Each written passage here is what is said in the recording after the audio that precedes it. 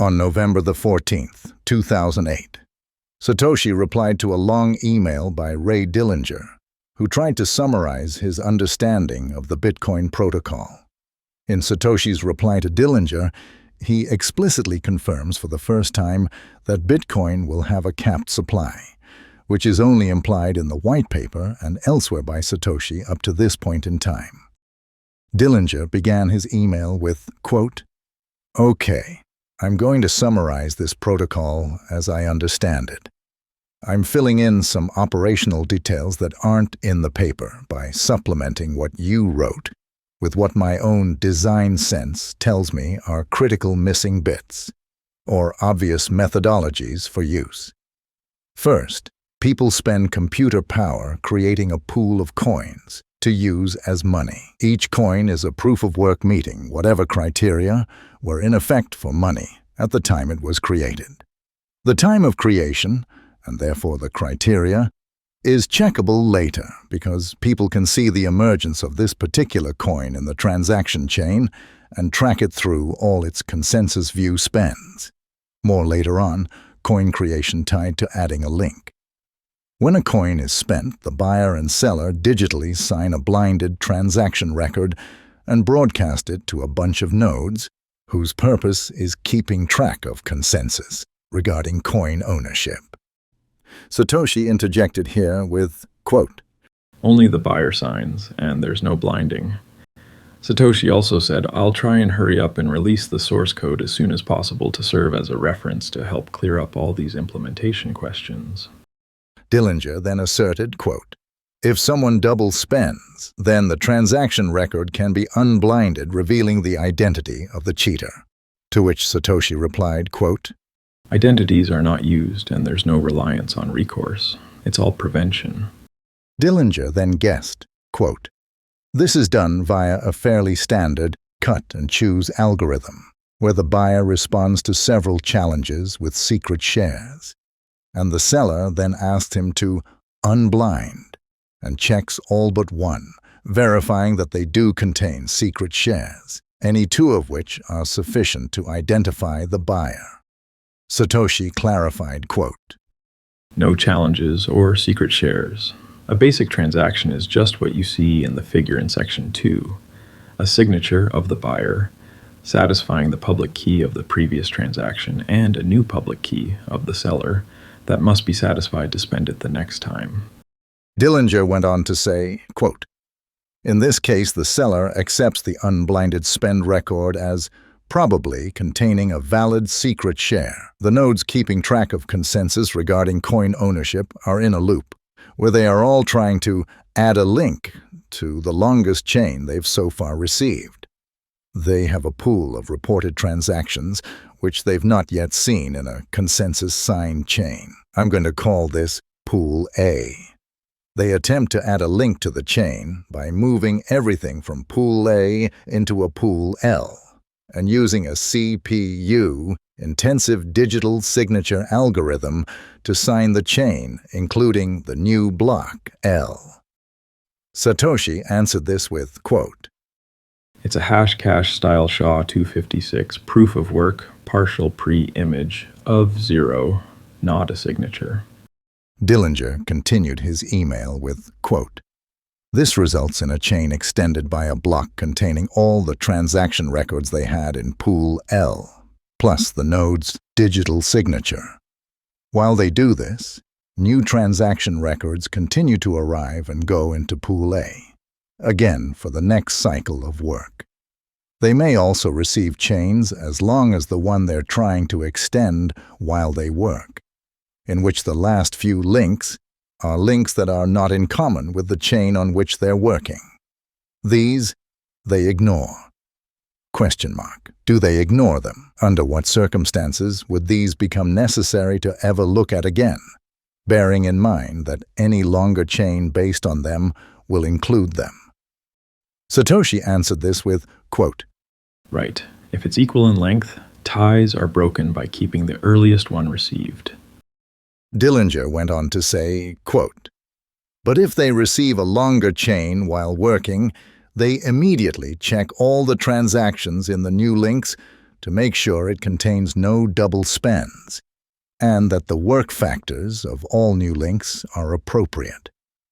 If it contains a double spend, then they create a transaction which is a proof of double spending. Add it to their pool A, broadcast it, and continue work. Satoshi then addressed this misunderstanding by saying, quote, There's no need for reporting of proof of double spending like that. If the same chain contains both spends, then the block is invalid and rejected. Same if a block didn't have enough proof of work. That block is invalid and rejected. There's no need to circulate a report about it. Every node could see that and reject it before relaying it. If there are two competing chains, each containing a different version of the same transaction, with one trying to give money to one person and the other trying to give the same money to someone else, resolving which of the spends is valid is what the whole proof of work chain is about. We're not on the lookout for double spends to sound the alarm and catch the cheater. We merely adjudicate which one of the spends is valid. Receivers of transactions must wait a few blocks to make sure that resolution has had time to complete. Would-be cheaters can try and simultaneously double spend all they want, and all they accomplish is that within a few blocks one of the spends becomes valid and the others become invalid. Any later double spends are immediately rejected once there's already a spend in the main chain. Even if an earlier spend wasn't in the chain yet, if it was already in all the nodes' pools, then the second spend would be turned away by all those nodes that already have the first spend. Dillinger then said, quote, If one of the new links has an inappropriate work factor, i.e., someone didn't put enough CPU into it for it to be licit according to the rules, a new transaction, which is a proof of the protocol violation by the link-creating node, is created, broadcast, and added to pool A, and the chain is rejected. In the case of no double spends and appropriate work factors for all links not yet seen, they accept the new chain as consensus.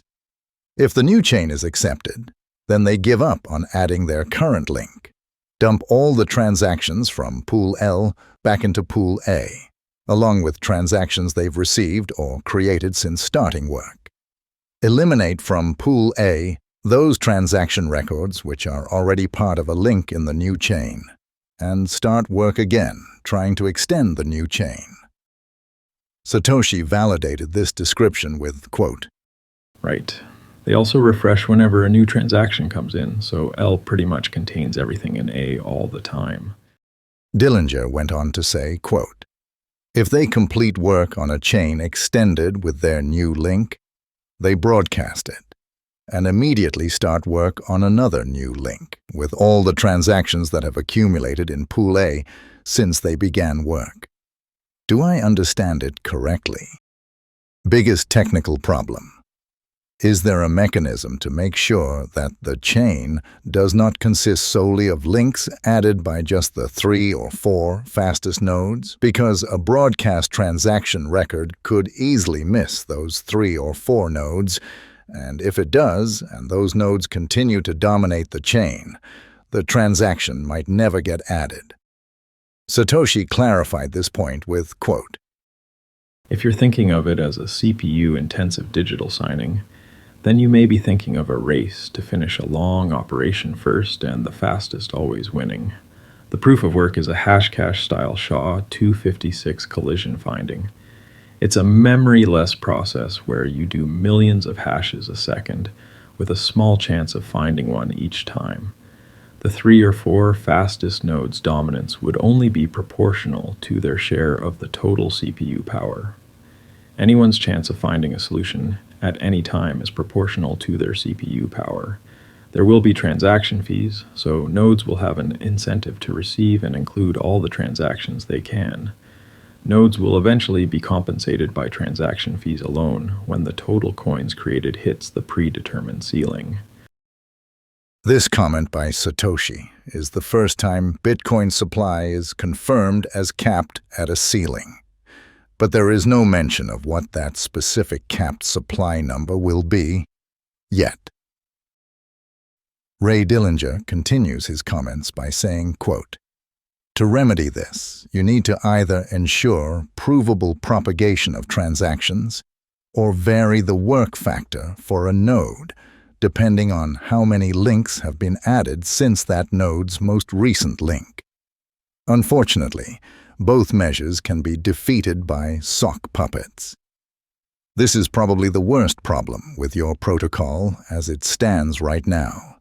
You need some central point to control the identities, keys, of the nodes, and prevent people from making new sock puppets. Provable propagation would mean that when Bob accepts a new chain from Alice, he needs to make sure that Alice has, or gets, all transactions in his A and L pools. He sends them, and Alice sends back a signed hash to prove she got them. Once Alice has received this block of transactions, if any subsequent chains, including a link added by Alice, do not include those transactions at or before that link, then Bob should be able to publish the block he sent Alice, along with her signature, in a transaction as proof that Alice violated protocol. Sock puppets defeat this because Alice just signed subsequent chains using a new key, pretending to be a different node. If we go with varying the work factor, depending on how many new links there are, then we're right back to domination by the 3 or 4 fastest nodes, except now they're joined by 600 or so sock puppets, which they use to avoid the work factor penalty. If we solve the sock puppet issue, or accept that there's a central point controlling the generation of new keys, then generation of coins should be tied to the act of successfully adding a block to the consensus chain. This is simple to do. Creation of a coin is a transaction. It gets added along with all the other transactions in the block. But you can only create one coin per link. And of course, if your version of the chain isn't the one that gets accepted, then in the accepted view, you don't have the coin and can't spend it. This gives the people maintaining the consensus database a reason to spend CPU cycles, especially since the variance in work factor by number of links added since their own last link, outlined above, guarantees that everyone, not just the 3 or 4 fastest nodes, occasionally gets the opportunity to create a coin. Also, the work requirement for adding a link to the chain should vary, again exponentially, with the number of links added to that chain in the previous week, causing the rate of coin generation, and therefore inflation, to be strictly controlled. On this last point by Dillinger describing the difficulty adjustment mechanism, Satoshi confirmed that he was, quote, Right. Dillinger went on to say, quote, You need coin aggregation for this to scale. There needs to be a provable transaction where someone retires 10 single coins and creates a new coin with denomination 10, etc. Satoshi addressed this point by explaining, quote, Every transaction is one of these. Section 9, Combining and Splitting Value. Satoshi Nakamoto. Dillinger, who also went by the call sign Bear, finished his email with, quote, This is not too hard, using the same infrastructure you've already got. It simply becomes part of the chain, and when the chain is accepted consensus, then everybody can see that it happened. Bear. Addendum. On November 17th, 3 days after the email exchange between Dillinger and Satoshi, James Donald sent his own set of answers to Ray Dillinger, outlining his thoughts on the questions he had about Bitcoin. Satoshi and Dillinger never directly replied to this email by James. In any case, James wrote the following. There are a number of significantly different ways this could be implemented.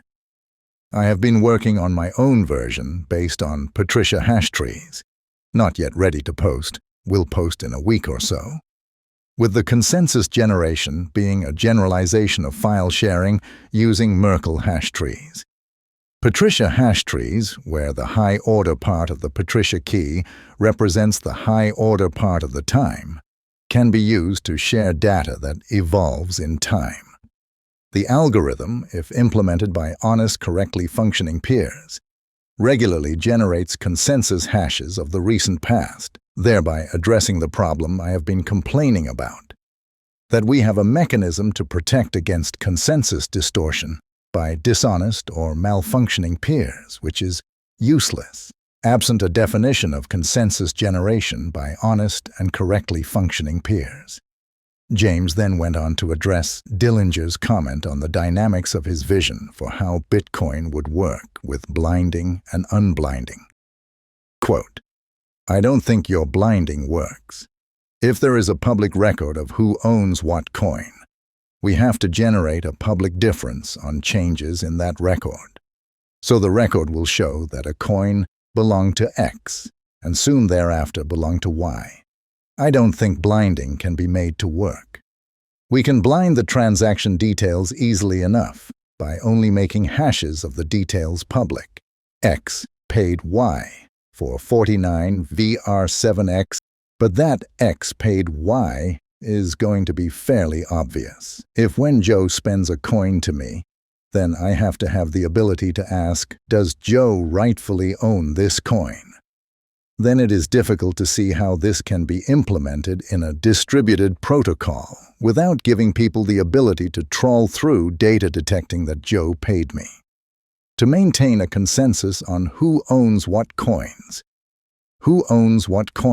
has to be public. We can build a privacy layer on top of this. Account money and Charmian money based on BitGold coins, much as the pre-1915 U.S. banking system layered account money and banknotes on top of gold coins. And indeed, we have to build a layer on top to bring the transaction cost down to the level that supports agents performing microtransactions, as needed for bandwidth control, file sharing, and charging non-white-listed people to send us communications. So the entities on the public record are entities functioning like pre-1915 banks. Let us call them BINCs. For post-1934, banks no longer function like that. James then commented on Dillinger's view for how double spending could be checked for with warning transmissions. Quote, "I am troubled that this involves frequent retransmissions of data that is already mostly known. Consensus and widely distributed beliefs about BitGold ownership already involves significant cost. Further, each transmission of data is subject to data loss, which can result in thrashing, with the risk that the generation of consensus may slow below the rate of new transactions. We already have problems getting the cost down to levels that support microtransactions by software agents, which is the big unserved market. Bandwidth control, file sharing, and charging non-white-listed people to send us communications. To work as a useful project, it has to be as efficient as it can be. Hence my plan to use a Patricia hash tree, because it identifies and locates small discrepancies between peers that are mostly in agreement already, without them needing to transmit their complete data. We also want to avoid very long hash chains that have to be frequently checked in order to validate things. Anytime a hash chain can potentially become enormously long over time, we need to ensure that no one ever has to re-walk the full length.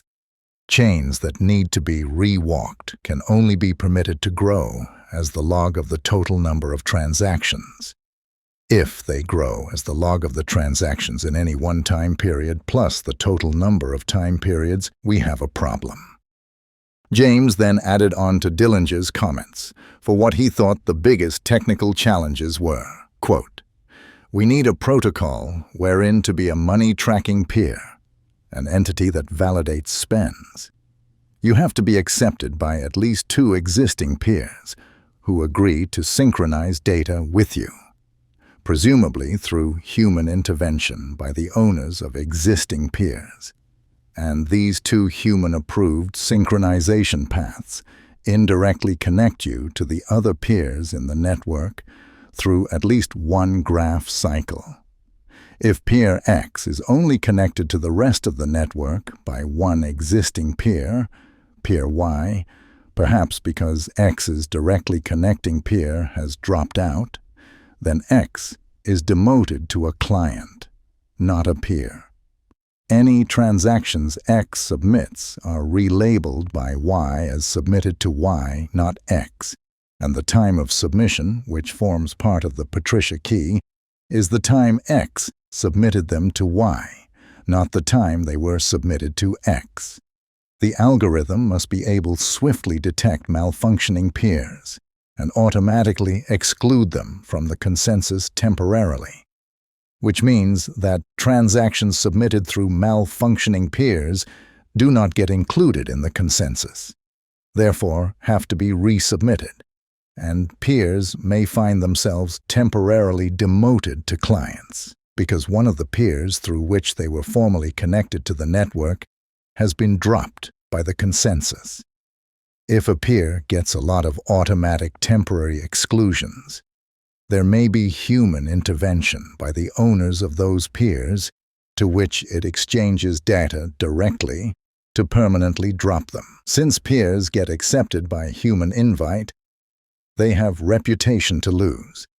Therefore, we can make the null hypothesis, the primary Bayesian prior, honest intent, valid data, but unreliable data transmission. Trust with infrequent random verification. Designing the system on this basis considerably reduces processing costs. Recall that SET died on its ass, in large part because every transaction involved innumerable public key operations. Similarly, we have huge security flaws in HTTPS because it has so many redundant public key operations that website designers try to minimize the use of HTTPS to cover only those areas that truly need it. And they always get the decision as to what truly needs it subtly wrong. Efficiency is critical, particularly as the part of the market not yet served is the market for very low-cost transactions. James then addressed Dillinger's comment on accepting centralization, saying, "A central point will invite attack, will be attacked." The problem with computer-networked money is that the past can so easily be revised.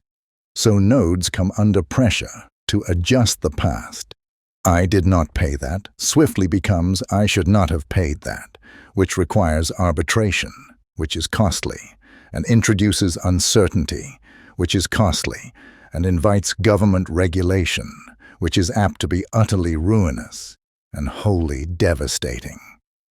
For many purposes, reversal and arbitration is highly desirable, but there is no way anyone can compete with the arbitration provided by Visa and MasterCard, for they have network effects on their side, and they do a really good job of arbitration, at which they have vast experience, accumulated skills, wisdom, and good repute.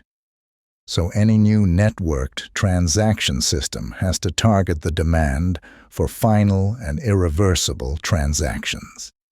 The idea of a distributed network consensus is that one has a lot of peers in a lot of jurisdictions, and once a transaction has entered into the consensus, undoing it is damn near impossible. One would have to pressure most of the peers in most of the jurisdictions to agree, and many of them don't even talk your language. And those that do will probably pretend that they do not, so people will not even try. To avoid pressure, the network has to avoid any central point at which pressure can be applied. Recall Nero's wish that Rome had a single throat that he could cut. If we provide them with such a throat, it will be cut. If you want to support more of this kind of content, Visit shopbitcoin.shop.